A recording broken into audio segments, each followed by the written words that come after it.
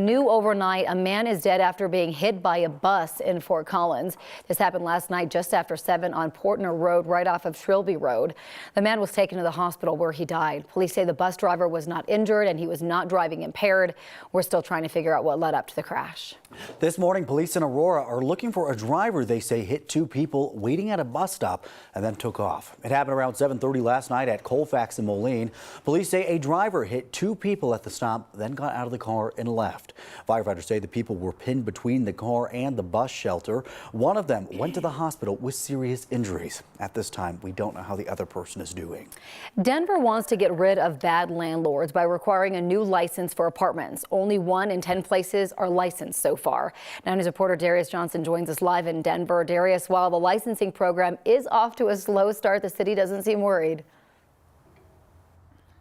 Yeah, they don't seem that worried, even though the program is off to a slow start. When you take a look at a lot of these numbers, and the Apartment Association of Metro Denver says they believe it's off to a slow start because there's a lack of knowledge from many of the landlords, and there's also a shortage of inspectors since the landlords are required to hire them. As of January 1st, every apartment building in the city of Denver must be licensed. To get licensed, all landlords with multiple units at the same location in Denver must pass an inspection. That's the only way to get this license, by passing an inspection that shows living conditions are up to par. About 25,000 properties in the city of Denver are required to have this license. However, 25 days after taking effect, the city has only approved a little over 2,000. We have a long ways to go, but we're actually off to a good start when you think about this as the largest expansion of required licensing in Denver history.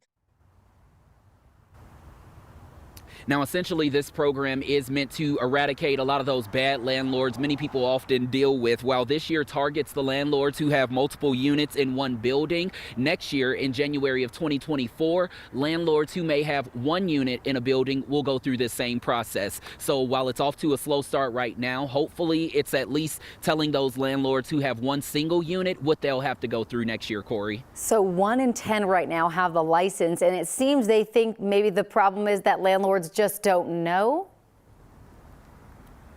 They're saying that they feel like landlords just don't know about it since all of this took effect on January 1st. And then they're also stating that there's a shortage of inspection workers right now. So many of these landlords may be trying to get inspections completed, but there may be a backlog with that as well. So they're definitely anticipating it to be a backlog for some time, but they think that's the reason for them not having maybe 5,000 at this point, or even 10,000. Wow, clearly a long way to go though here. Darius, thank you.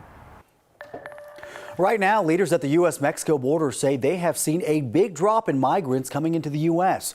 The Department of Homeland Security says the numbers dropped by more than half over the last month.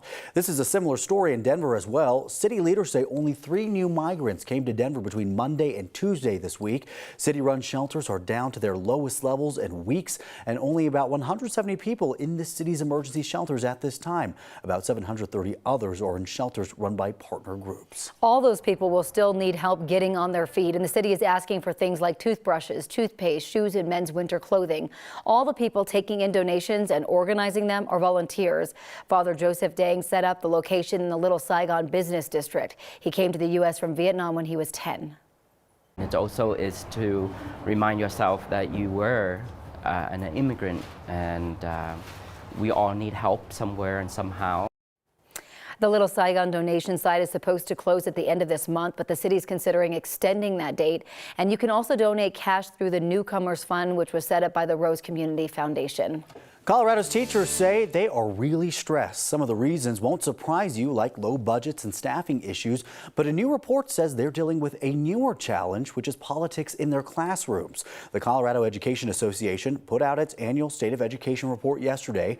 It represents 39,000 educators across the state. The report says of the teachers who responded to the survey, 1 in 5 considered leaving the job because of politics, like efforts to ban discussions of certain topics. Schools, it seems like, have kind of become the center of culture wars that we really didn't ask to be part of. We went into education because we want to prepare students for their futures, not because we want to indoctrinate them or make them think certain things. The report also says teachers are worried about someone killing their students or them in school. 2/3 of teachers said they feared a mass shooting at their school, and they were against carrying guns in their classrooms. There is a new proposal now for school districts to offer annual mental health assessments for middle and high schoolers. State Democrats proposed the plan. One issue, though, is how to even pay for it. A new House bill would allow public schools to opt into a state-run mental health program. Providers from the state health department would do the annual screenings, and families would choose to opt in or out. The idea would be for those mental health professionals to connect students with additional resources or alert parents in schools about students in crisis.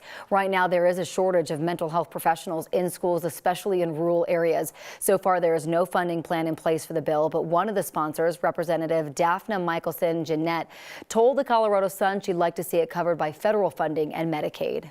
The FBI and Justice Department are investigating even more classified documents found where they don't belong, this time at former Vice President Mike Pence's home in Indiana.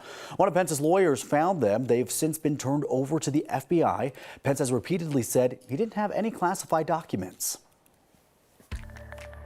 And one thing you want to know about our weather is, what does the weekend look like? Well, Saturday we start to cool it down. 31 degrees, chance for some snow showers. Sunday, the Arctic air gets stronger. 20 degrees for the high, 1 for the low. And we'll keep the snow showers going. And Monday, even colder.